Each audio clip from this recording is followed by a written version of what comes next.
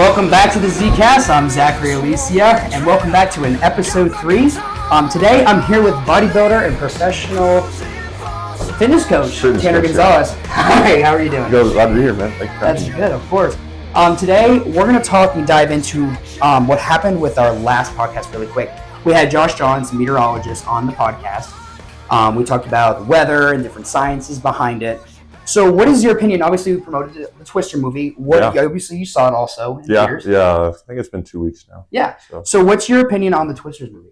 I was really cool, man. You know, I saw the Twister movie from years back now. I think the first time I watched that I was like just in my living room with my mom at the time, and that was, I guess, my first introduction, I guess, to the disaster type movie, right?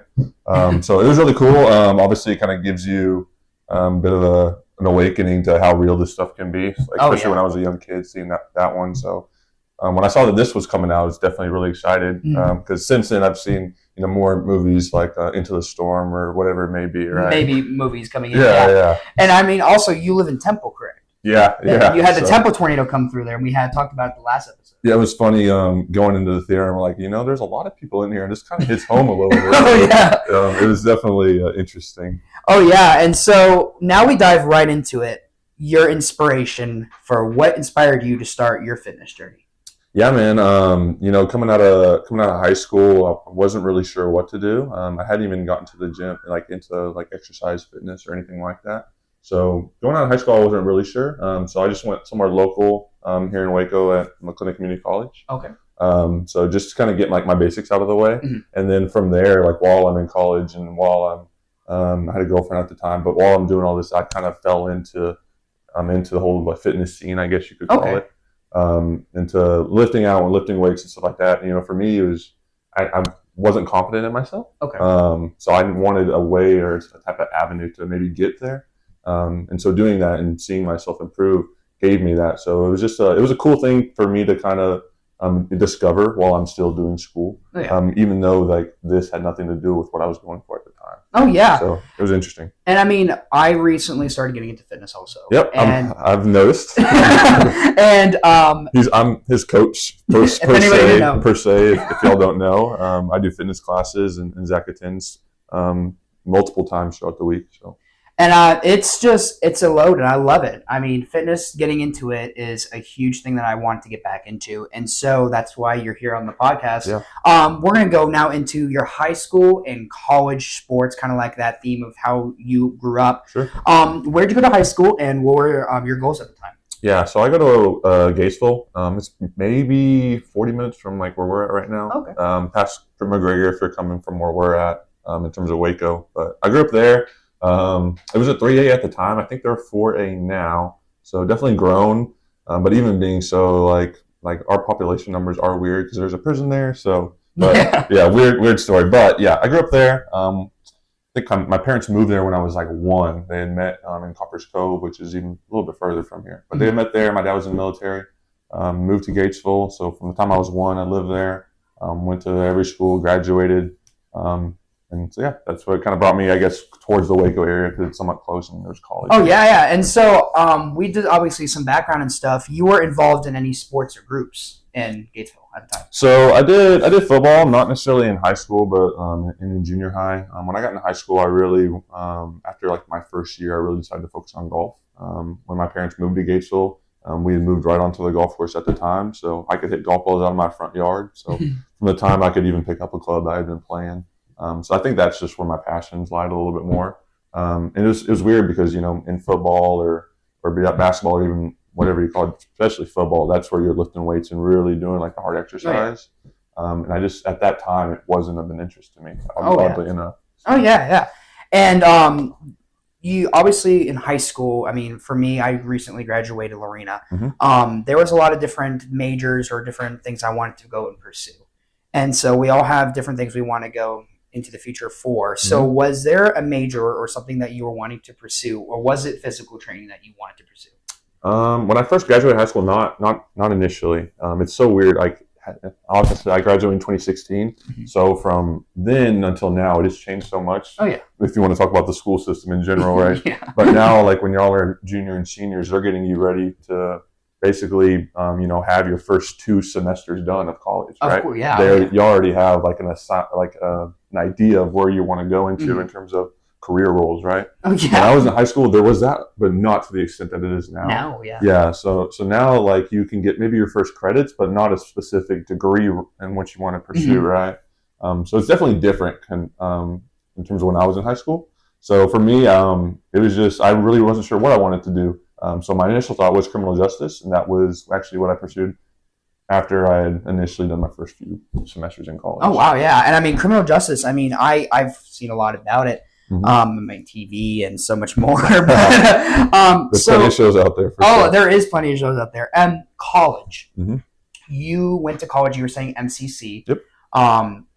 You went to MCC. What were different things that you did at MCC? Where is it sports or anything related to that? Yeah. So while I worked at MCC, I actually got my job at a nutrition company in Waco. Okay. And then by working there, that's at that time I'd maybe been working out for a couple months. So when I initially got my job there, I met some of my best friends, I would say, to this day, and they got me more involved with lifting weights and I guess into the bodybuilding scene. Oh yeah. And so just from working there, I guess my love for fitness in general grew. And it just happened to be kind of on the bodybuilding side. Well, that's really cool. I mean, these days, a lot of people want to get into fitness, health, and they want to go improve themselves and get better. Sure. I mean, for me, I stepped away from fitness and sports and stuff. I used to be involved in it a lot, actually. In middle school, football, track. I didn't run because, I mean, look at me, I don't run. But I did discus. A huge fan of either. I did discus. Okay, and so, cool. But I set a record back in my 7th grade year for discus. Coach is like, go out there, let's see what you can do. And I threw it, and I was like up to like 80-something feet. And he's like, that's it. And I'm like, and then I went into my track and field, and I won like one of my first competitions. And I was like, I never thought I'd do discus. They always wanted me to do shock, but I was like, nah, I don't want to do that. That's cool. But what made you stay in Central Texas? You obviously now are still here. Yeah. A lot of people would go off and go move out of state. You won't get away from parents or anything. But what was your Central Texas? You pursuing bodybuilding and professional training? I'm a homebody for sure. Like for me, like I have a big extended family, especially like on my mom's side and even on my dad's side too. I'm not as close, but just in general, my family is very big. And I like having the ability to drive an hour or 45 minutes to go and see them. Oh, yeah. Compared to if I move and obviously can't see them that way. So for me, it's just being close to those that I call family, those to my friends even, a lot still here in Central Texas. So for me, there wasn't anything pulling me away per se. There was more reasons to stay. To stay in Central Texas. Yeah. And Central Texas has a wide variety of, different sports, obviously. It's growing. It's really growing. Yeah. And like I said, my last podcast we had, Central Texas is, like we were saying, it's growing in different sides, but there's a lot of more fitness places going up and things like that. So now we're going to switch over to your professional fitness, and you're a trainer, correct? Yeah. So I'm a group fitness instructor, a personal trainer. I even help a little bit when it comes to nutrition, just because I have gotten a couple certifications with that. So I try and help in as many avenues as I can when it comes to just the whole scene. Oh yeah, so please explain to us, what is a professional fitness trainer and what do they do? Yeah, so for me, I guess the really, really easy answer is help people, right? Okay. In terms of bettering themselves, or if there's a specific goal in terms of their physical capabilities, whether that's appearance, whether that's strength, whatever it may be. My goal is to help you reach whatever goal of yours a little bit faster, right? But also in a safe and proper way, right? Yeah. So for me, it's just to help you reach the best of your ability, and to help you obviously thrive and gain confidence too, because that was a big part of it for me. When I initially got into it, was the confidence that I gained just through having more belief in myself. It was definitely, I guess, what made me fall in love with it out of everying. So I can help other people find that, I think that's awesome. And their path and their avenue. Yeah, and it's going to be different for everybody. Like the way I did it is going to be way different than maybe you or other people.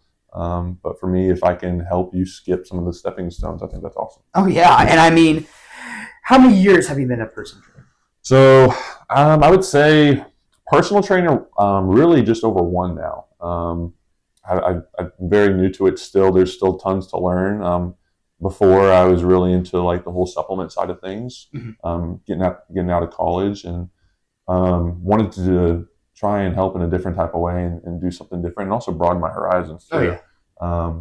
So kind of fell into all the fitness. So I really think it was a cool transition, and I really enjoy it. Oh yeah. You obviously now work at Titan Fitness, correct? In Hewitt. Right. You do training every other day. And that environment is you love it and enjoy it. It's great, man. I never thought I would be into the whole group fitness, if any, especially. I wasn't sure, like, especially when I first came on, because I'd never done that before. Mm-hmm. But they onboarded me there, kind of gave me the rundown, and slowly I learned just little intricacies with it. So it's something completely different from personal training one-on-ones. Oh yeah. But it's definitely something that I enjoy, and it's cool atmosphere too. Having a group, it's definitely different, but it's still enjoyable. It's still enjoyable, yeah. Do you enjoy training other people, and is it hard at different times? Yeah, it can be hard for sure. Kind of like I mentioned before, everyone is very different. Mm-hmm. There's going to be people that have certain similarities, but the situation or what they're struggling with or what they're doing well at, there's so many variances and all of that. Yeah. So it's finding the little things in which you can help each specific person with. Yes. So that's always the biggest challenge. Mm-hmm. And also is like the honesty. Like that was kind of something that caught me off guard. Is you're working one-on-one with somebody, but they won't be completely honest with you because they still have maybe insecurities about about certain things. So getting them to open up is a big challenge for sure, outside of just the training. Oh yeah. And I mean, I remember when I started stepping into your classes or at Titan Fitness, I was welcomed in. It was a great group environment. At first I was like, I don't know if I want to get back into doing fitness. It bothered me because I got hurt in my 8th grade year and I ended up in the hospital for it. And I was worried about going to work back out again. And so I'll be honest with you, I treated my body horribly. Okay. And now I want to take a stepping stone in fixing that. Yeah. And so what are some of your favorite fitness things, like obviously apps, tools, or anything that you use to track your progress? Yeah, I think the biggest thing that people can start using is a food scale. Okay. Something really, really simple, something you can go and get for maybe $10 at the store. But it's really, really easy for you to like just use that to track food. Now that can be very monotonous over time, and it can be somewhat of a hassle. But for you, like if you can start to track your food, that can kind of give you an idea of maybe why things are the way they are, things aren't the way you want them to be. So something simple, I think, is just buy food scale. Another one is like MyFitnessPal, which is an app on my phone. Okay. For people that struggle with the nutrition, you notice how I talk about nutrition with 2 of these points. Yeah. Because 90% of the time, that's what people are going to struggle with. Yes. It's the hardest part for me, I would say everybody. So like an app can help you track that is a great thing to have. I've used MyFitnessPal for years now. This isn't sponsored or anything. I just really enjoy being able to kind of see the insights with everything. And it tracks your fitness as you go on. Yeah. It doesn't just track food. Like you can track a lot of other things like workouts and stuff like that. For me, I primarily use it to help track calories and just have a better understanding of my eating habits so that I can be more in line with my goals. Hey, that's really cool. And so obviously here, I use this, obviously at Time Fitness, we use this thing called a MyZone. Yep. What is a MyZone? Really cool. So it's a really cool tool for us coaches to use. We have TVs that actually go up in the workout area. And this has a display and it hooks up to every person who wears one of these.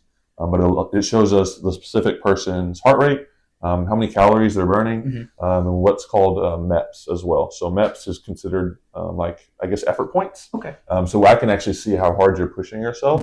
So I can say, if we're in a certain exercise, hey Zach, pick it up a little bit. Or if I can see like maybe your heart rate's really, really high, I say, hey, slow down a little bit. So it helps us, especially from person to person, kind of understanding what they're experiencing, because while you're in a workout, you can't really speak to me because you're trying to break. Yeah. So this gives me even more of an understanding, I guess, of just how you're feeling and when to push you and how hard to push you. And not sticking the yellow the whole time. Right.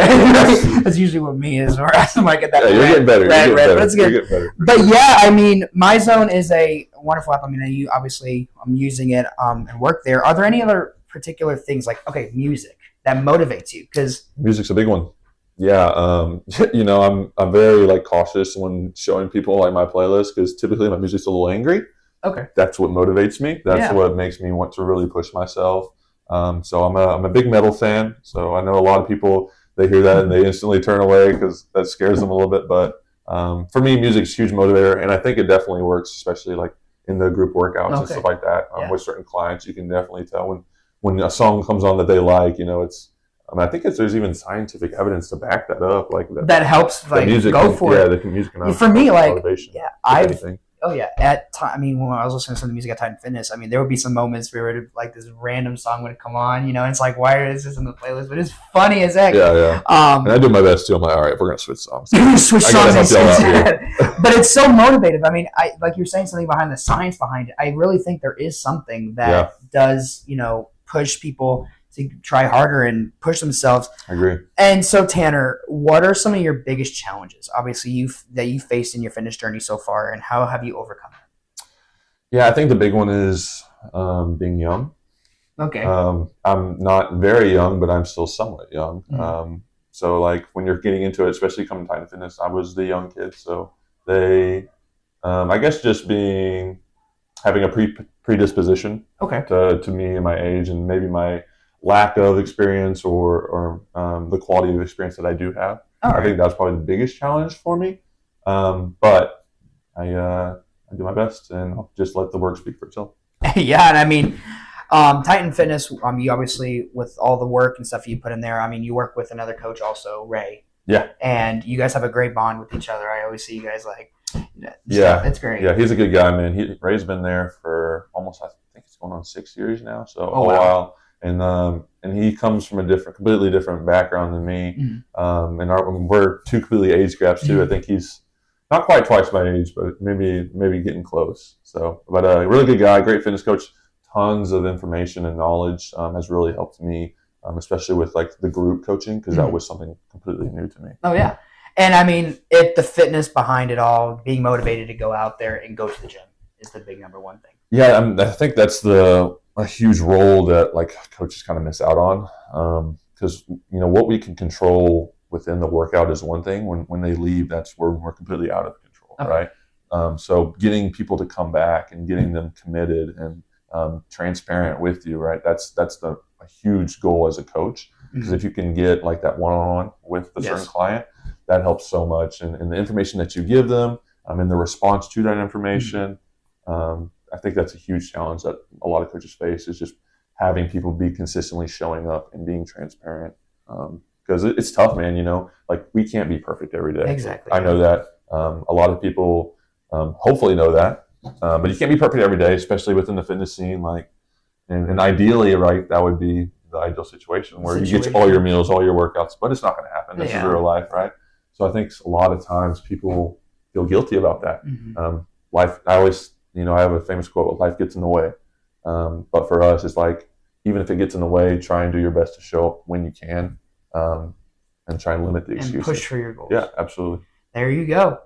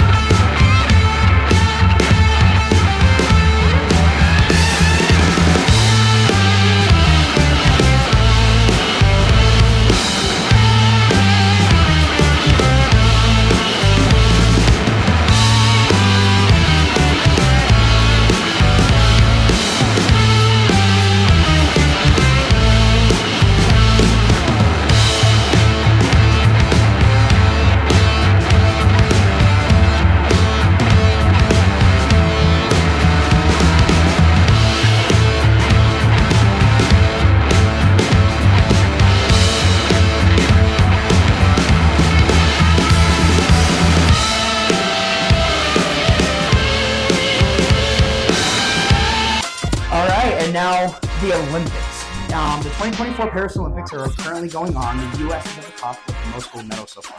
From swimming, Katie Ledecky taking home 4 medals. Valerie Allman winning gold in women's discus. U.S. men's basketball moving to the finals gold match. Simone Biles taking home 4 medals alongside women's team gymnastics taking gold. And Noah Lees also taking home gold in the 100 meter for running. and so much more. Tanner, this is crazy. It is, man. So Noah Lyles, I don't know if you messed up on that. I probably did. It's all right. So, and the only reason I say that is because that's probably the thing I follow the most has been track and field. Okay. And it's so funny, like if you look like at the number of medals, obviously, with the U.S. being in first, how many of them come from the track and field, like how dominant we are just within that sport. I think is really cool. So, but yeah, I've been following Noah Lyles. I guess he's the one that kind of sticks out to me out of the names you mentioned. It's so interesting. He was initially a 200 meter sprinter. That's kind of like his race. Oh, okay. So I think there's a stat out there since 2021 that he was undefeated within that event. And then he won the 100 this year, which he had never done before. Okay. And unfortunately, he actually lost the 200 because he had COVID. Oh man. So yeah, next day he won 100. Next day lost the 200 because he had COVID. COVID, yeah. But still medaled, which is insane. Oh yeah. I mean. So yeah, definitely been following it. It's really cool. This doesn't happen. Obviously, it only happens only 4 years. 4 years for some. When it happens, yeah, definitely. Unless you're a winter fan. I mean, there you go. I like the winter. I mean, and, not the same. Yeah, and actually they're coming to the U.S. Yeah. The 2028 Los Angeles, and now also 2032 is the Winter Olympics in Salt Lake City. Mm-hmm. Obviously, we got some time before those happen, but they're taking big preps for in the U.S. They're taking it, and actually the canoeing in Solomon is all taking place in Oklahoma City. I saw that, yeah. Which is really weird. It's like interesting selection. What's going on, LA? Yeah. And so, what event? Obviously, you said you were interested in track and field events. What else? Other events in the Olympics are you interested in? So this is going to sound really boring. Some people might fall asleep saying this, but golf. Just because growing up on a golf course, it's just an interest I've always had. Like I said, I've played since I could pick up a club. So seeing it this year was really, really cool. And some of the competitors like Bryson DeChambeau, he just won the Masters, so it was cool kind of seeing him getting the team up. So that was one of the main ones that I followed, and they did win. So that was really, really awesome. My mom is a huge fan of Simone Biles. Almost every night when I got home, she was telling me about how she was watching it, talking to her on the phone. So she's really interested in that stuff. So from her, I kind of heard more about that stuff. So it was kind of cool seeing her come back. Oh yeah, as well. And it's crazy how all the running events we are doing really good in this year. Yeah. I mean, previous years we would be like semifinalists and then that's it. But we're up in the finals and stuff this year for a lot of things. I mean, currently, as we're having this podcast, U.S. soccer versus I forgot, is it Brazil? It's probably Brazil. People are going to be upset with me for this, but I don't follow the soccer too closely. Ooh. Yeah. I mean, I'm not a. It's something I definitely want to get more interested and involved in, but I'm not super aware about it right now. And then men's basketball. Definitely followed that one down. It was cool kind of seeing they kind of had a really crazy comeback. They were down like 15 points in the fourth quarter, so it was really cool. The last game was like 86-84. Yeah, right there. That's what I'm talking about. Yeah, they were down like 15, I think. So these athletes, you saw, obviously, you're in fitness and stuff. You watch them. Mm-hmm. How do you think these athletes prepare for years of practice and dedication to become an Olympian? Man, nowadays, like you have to do this kind of like from a very young age. Like you have to be almost born into it. You know what I mean? Mm-hmm. Like especially like basketball, you see kids playing. I mean, that are only this tall, right? They're like, and I feel like that's like that for a lot of sports now, man. Like you almost have to be bred into it, for lack of a better term.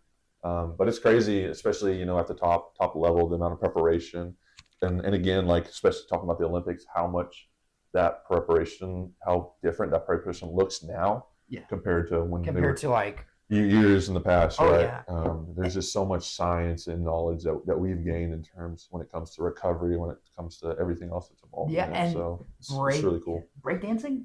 yeah. It's really interesting. I saw it and I was like, okay, but you don't have bowling.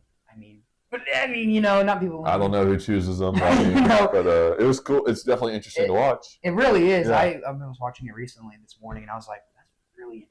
They have two people going against each other with different music and stuff. The scoring, it's just weird. And then the synchronized swimming. I mean, we were talking about the Michael Jackson moonwalk. Yeah, how they were upside down, right? That was really cool. Yeah.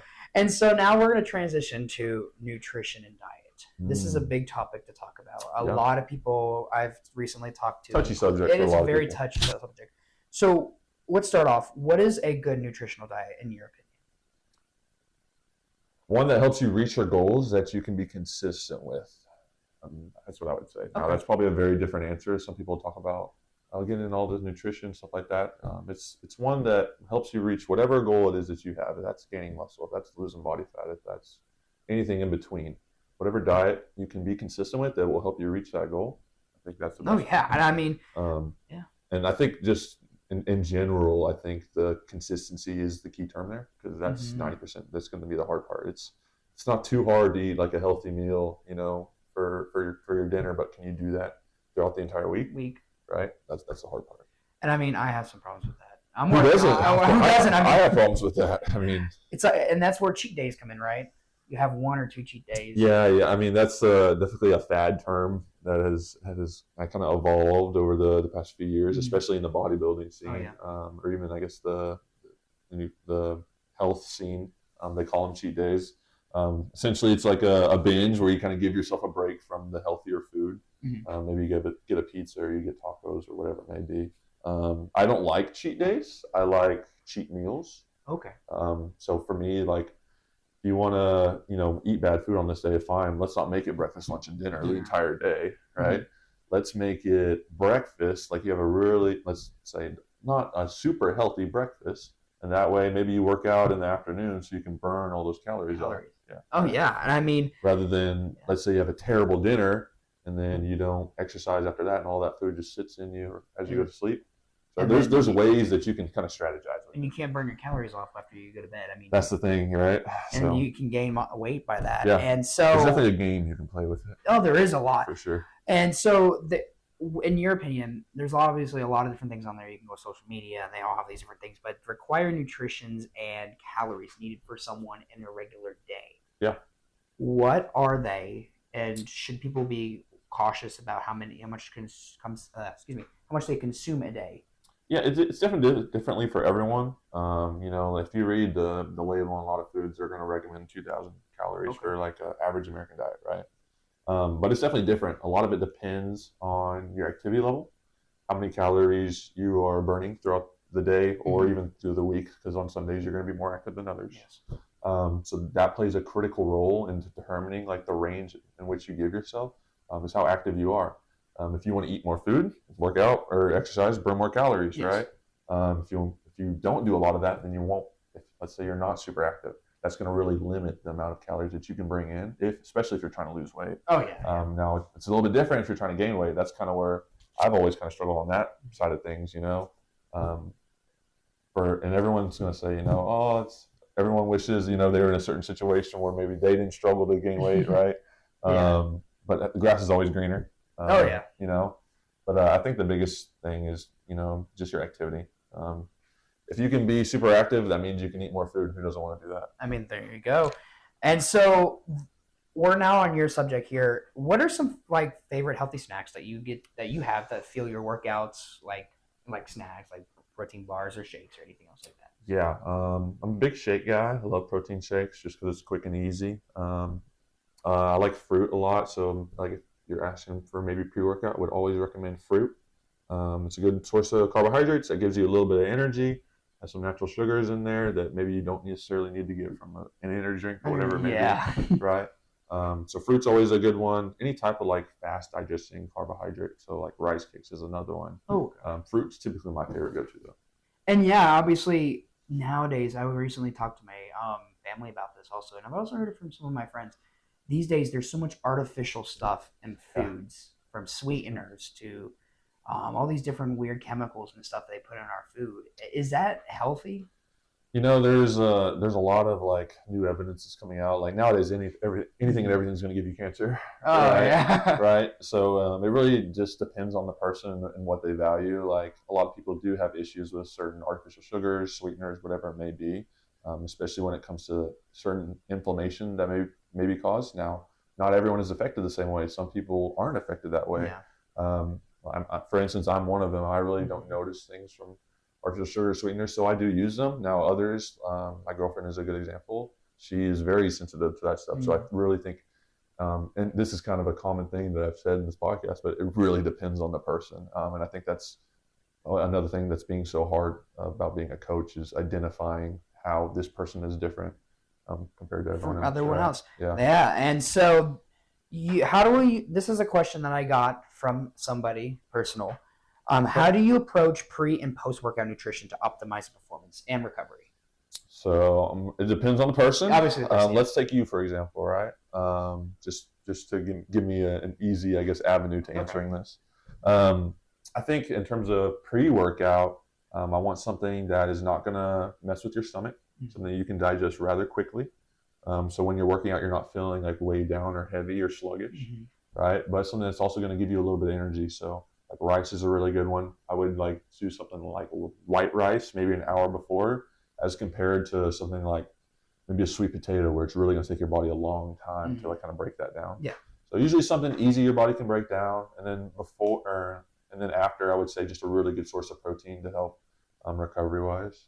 Okay. So I think that's an easy answer I can kind of give for everyone. Now there's going to be people out there that are like keto, that preach that no carbs, which again is something a little bit different. And there's definitely things that they can do too, but they're going to have a little bit higher of a fat diet, and that's still okay. But being able to figure out like what that specific person needs is still the ultimate challenge. Like metabolism. That plays a big one. So notoriously, I've always had a bit of a higher one, whereas some people it's complete opposite, where they are very, very slow. So you can definitely change your eating habits to improve on that.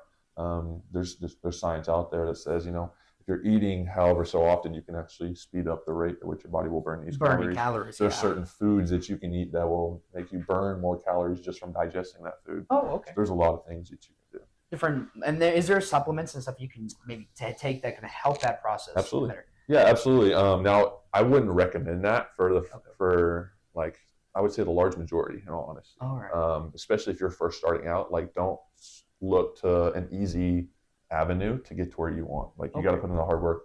The hard part is your diet, and that's going to be the way that you see the most consistent results.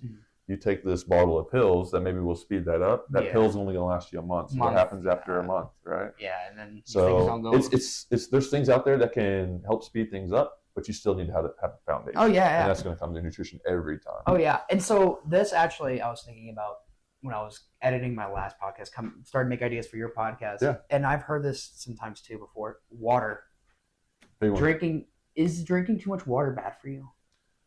It depends. Like I would say, there's going to be very few people that drink too much water. Like you gotta almost, I don't know. If you're drinking 2 gallons, like more than 2 gallons a day, like why? Why? Yeah. What's the point? For most people, I would say try and get close to a gallon. I think that's a good goal to set. For some people, that's going to seem like a ton. Like there's some people that I know have trouble drinking 2 bottles, right?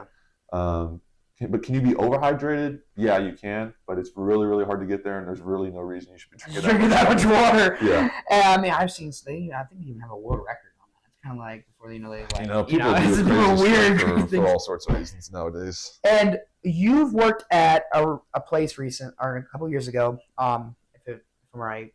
Nutrition company? Yes, called 5 Star Nutrition. Yes. So explain to us, what is 5 Star Nutrition? Yeah, so it's a supplement shop, essentially. I worked there when I first started getting to college. That's where I met a good amount of my friends. That's where I kind of got into the whole fitness and bodybuilding scene. Okay.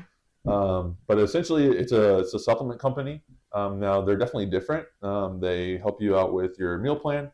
So that's kind of where I first got my introduction to the whole nutrition side, was they help build meal plans there, and they train you how to do that.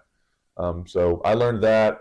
After I did that, I took certain classes to give myself even more information on that. But of course, they also sell supplements. Yes. So I did learn a lot about that in terms of certain things that can basically a supplement. All you're doing is filling in a gap for something you may be missing in your diet, or something that can just speed the process. Exactly.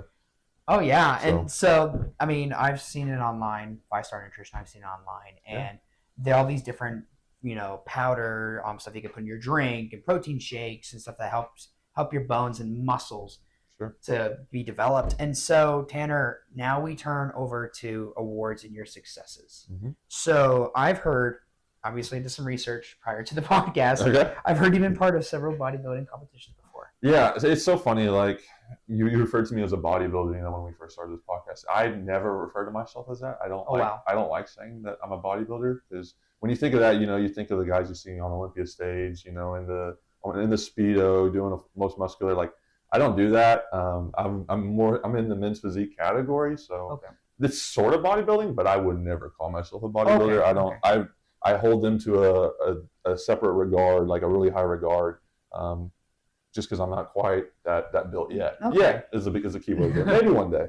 Yeah. But yeah, I've done a few shows within the men's physique category.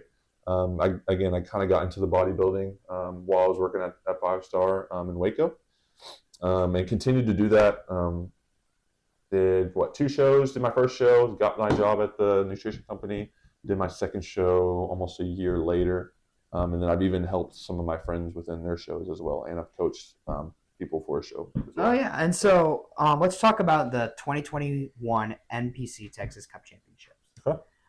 What is the event and how did you do it? Yeah, so it is an amateur bodybuilding event. It's something that the NPC division throws.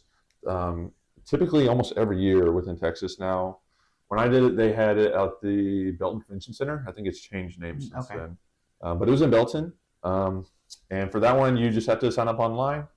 You can enter as many divisions as you want. There's tons of them. For me, I did, and it's very different too, because within my category, which was men's physique, there's a novice division. There's a true novice division, novice and open. So I had already done my first show.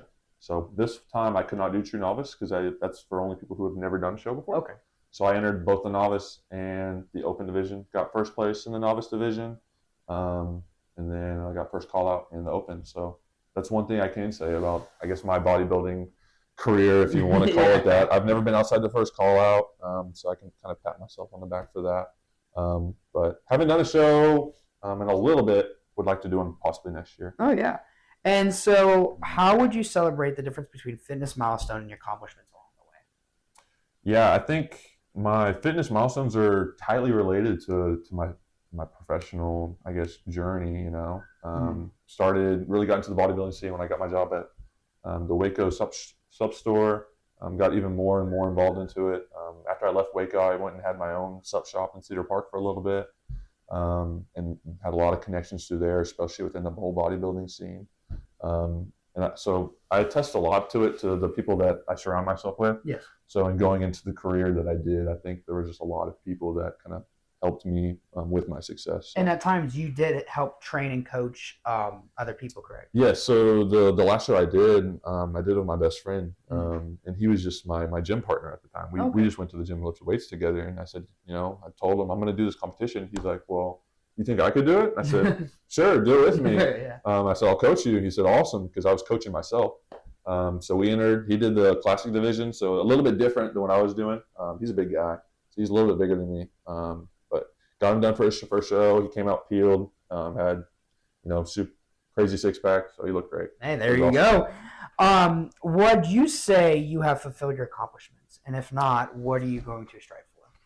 My accomplishments, I didn't. It was so funny. Like coming out of high school, I didn't have like any big ideas of what I wanted to do. So I think my accomplishments, or I guess my goals, have developed more over time.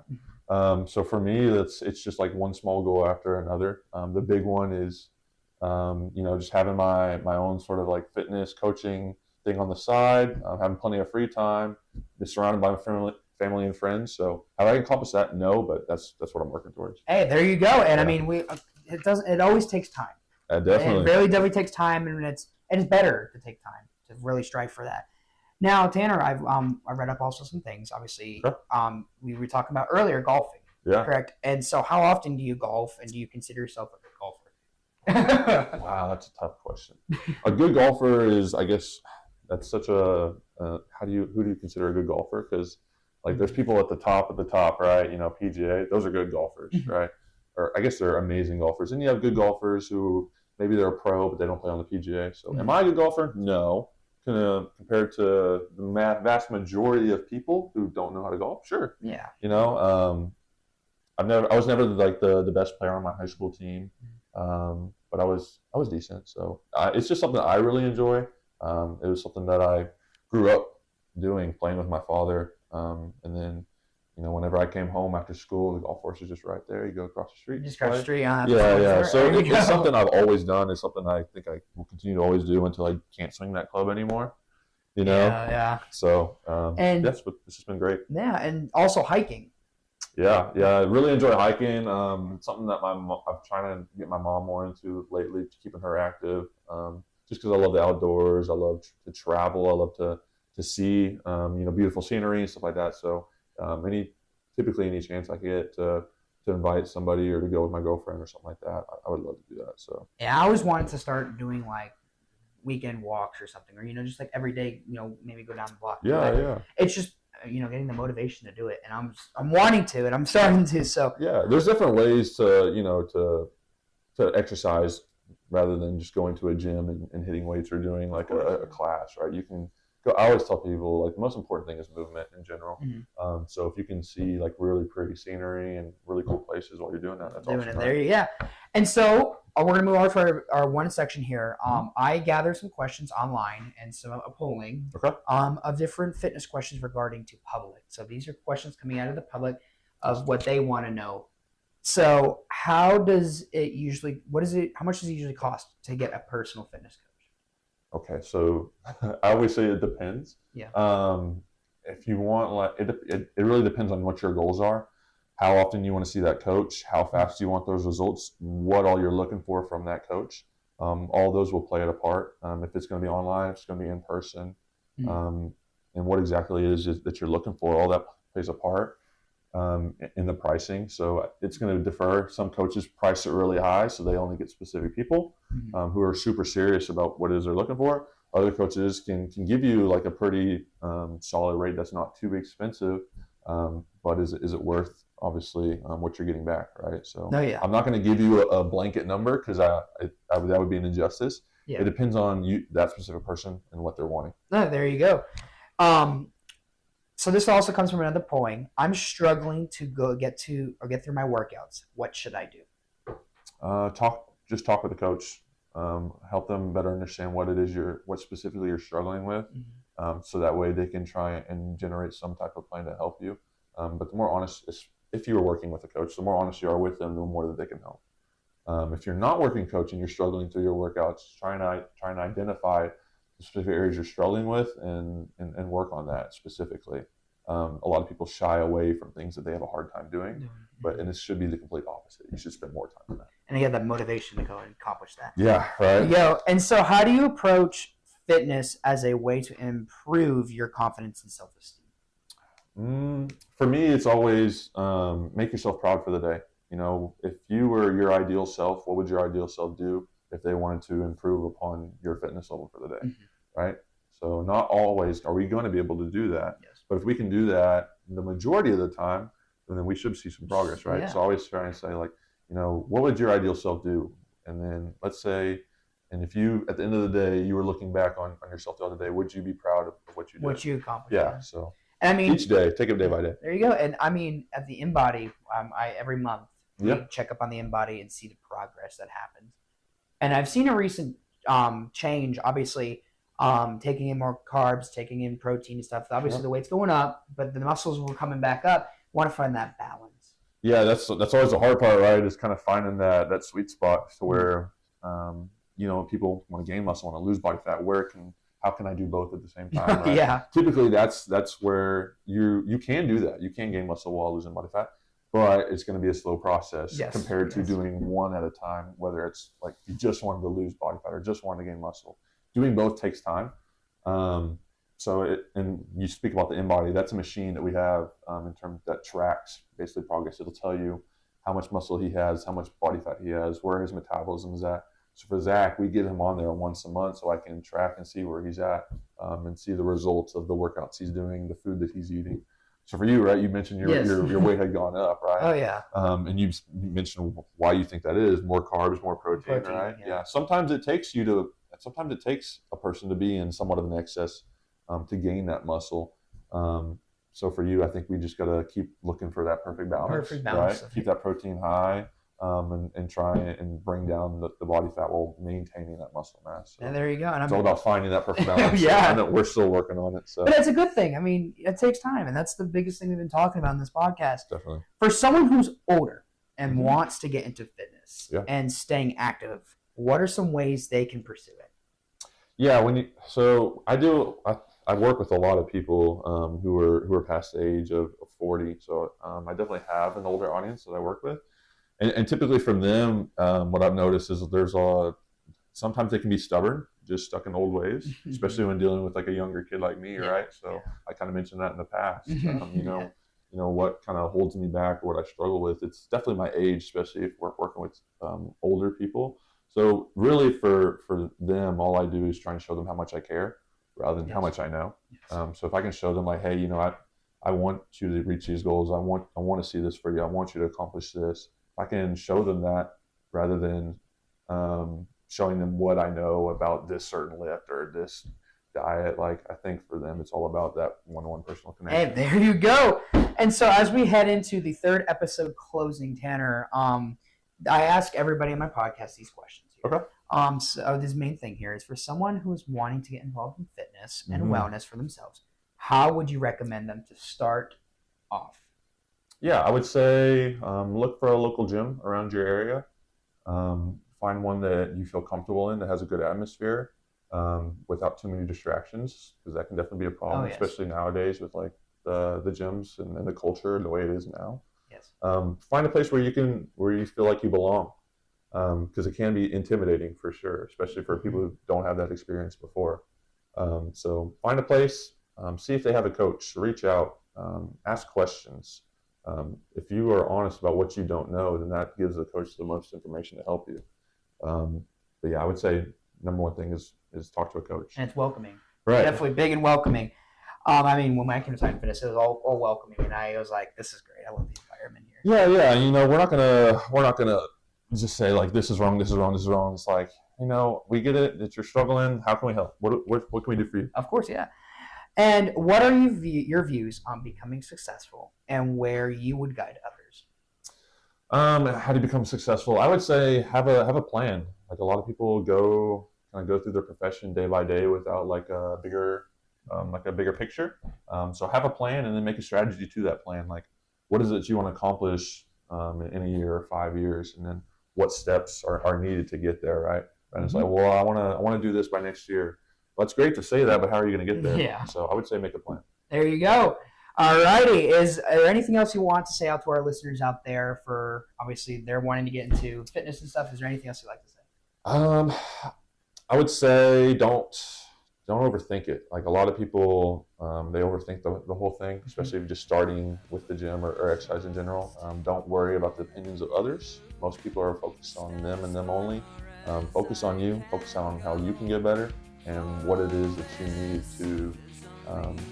need to work on in yourself, kind of get you past that roadblock. There you go.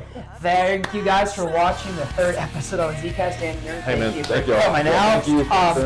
Instagram, Spotify, iHeartRadio, Apple Podcasts, YouTube, and more on the ZCAST. I want to thank Tanner again for his time coming out and being a part of it. Make sure you like, subscribe, and we'll see you next time.